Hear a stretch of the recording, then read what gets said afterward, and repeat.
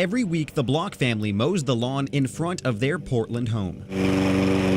But that perfectly kept lawn comes at a price. I break down and cry just coming in the driveway and sitting out in the backyard while my son mows. Because inside, the halls and bedrooms are still haunted. That is a picture of me and my granddaughter when she was little. By the night of December 7th, 2012. We just had started getting ready to decorate for Christmas. The family and their pets escaped the flames that night, but the home and everything in it did not. I see burnt rafters.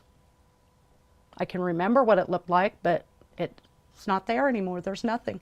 But the fire was no accident. Police records show Margaret's husband, Stephen Block, admitted he doused a room in starter fluid and then took more than 24 sleeping pills. Block told an officer he tried to kill himself in the fire when everyone else was out of the house, but he survived. Block pled guilty to arson, served 7 months in jail, and now faces 6 years probation. He and his wife are now separated, but earlier this year, Margaret received a troubling letter from Shelter Insurance. You are not owed any insurance under the insurance policy. I went to the local branch to ask why.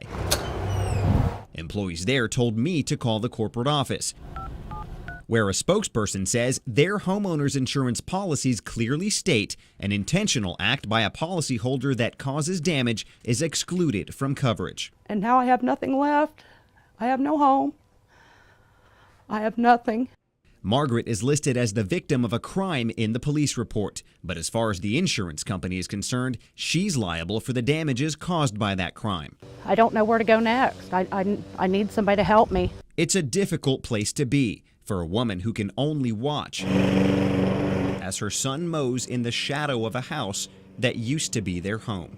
In Portland, Eric Alvarez, Fox 17 News. Losing your money in a digital world. How investors gave more than $25,000 online and ended up with nothing to show for it.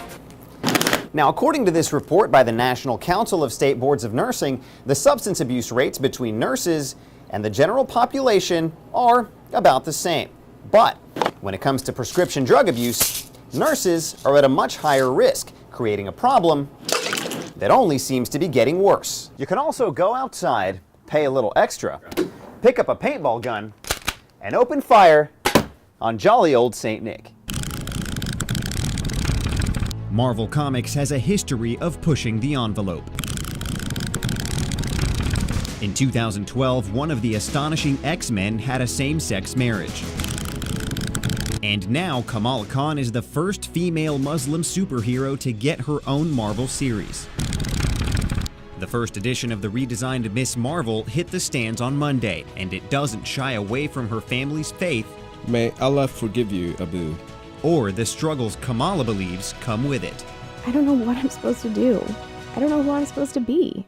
But how does Kamala's story translate to the real world? This is a really great development. Chad Abushanab is an avid comic reader whose father is Muslim. I think that it's fantastic that they are taking the risk and that they're trying to get that kind of a character out into the mainstream comic book reader. Yeah. And outside the world of comic readers, it's not my religion, but I would have a problem with it. I think that's a plus for women, and I'm all for diversity.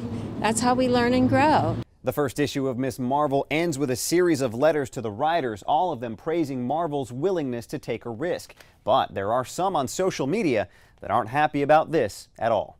Eric Alvarez, Fox 17 News.